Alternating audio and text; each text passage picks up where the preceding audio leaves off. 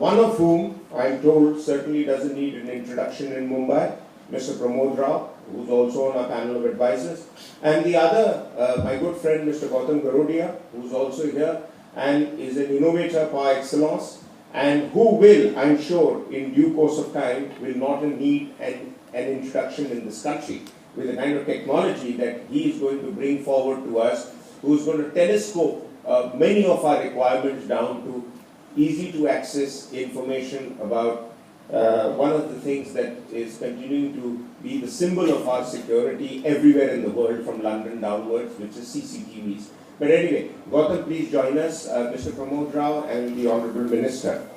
Let me also, while they take their seats, let me keep you a bit entertained and let me sort of bring out two quick points. I've always believed, and this is a friend of mine said to me when I was at university, that the future of India will be shaped in its classrooms, not in its science labs. So if we can create another generation and another generation and another generation of thinkers, we will truly go back to where the founding fathers of modern India and historically where India had already set the path for global thinking well before. As I was doing a little research for my forthcoming talk, which is going to be later in the day, one of the interesting dimensions that emerged was that much as India is seen as a country which is pacifist, which is much steeped in philosophy, much of the writings that are there in millennia-old documents like the Rig Veda, if you go into the purest form of it, you will find that that even talked about the use of enormous military power as a means to express politico-military ambition. So it was not something that is missing from our thinking and our imagination. There have been individuals, as Mr. Tawde has rightly brought out, that Dr. Abdul Kalam himself, who have reignited our minds, who have reignited our thinking. But we need to continue to do that. And Ideas in India is essentially aimed at reigniting the passion and the thinking that is so important for 1 billion plus people. Because if we can channelize all our energies properly, we can actually become a great power. Not on the basis of just technology or IT revolution or military power or nuclear weapons or what have you, but in the power of every Indian wanting to stand up and say India first, and we will make India first. We will make it the leading country in the world. And I think we are moving in that direction. The other point, and sir, I'd like to start with you, the Honorable Minister. One of the lessons that I learned when I went to study abroad after my usual education here in India, and after many years in the army, I decided to take time off and go and study in universities abroad.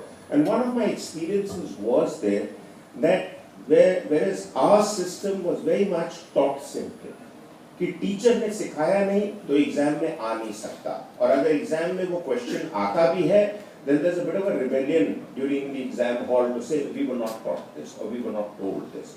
Out of syllabus. Yes, out of syllabus. Whereas abroad, I mean, there's no room for this kind of nonsense. All that people say abroad is, this is your broad scope, now within which you have to find various approaches to the problem. So it's much more learning-centric. And that is what I want you to initially elaborate on before I come to the key question which both our distinguished panelists are going to be able to educate the audience. You touched on some of those issues, sir. How can we encourage people and our society to be more learning-centric than taught-centric? Is it all about making everybody pass the next CBSE exam? Because वो tick mark कर देगा और English में 100 on 100 आ जाएगा, but when you actually start speaking to them in English, then they are obviously fumbling. Because I'm just bringing on the case of languages, which surprises all of us from the earlier generation, where if you got 60 or 70 in English, you were considered to be pretty good going. So how is it that today's system can be made more learning-centric? I think basically in university education, we have compartmentalized our education. If you go for science, then you have to either take physics, chemistry, maths, biology, botany, zoology, microbiology.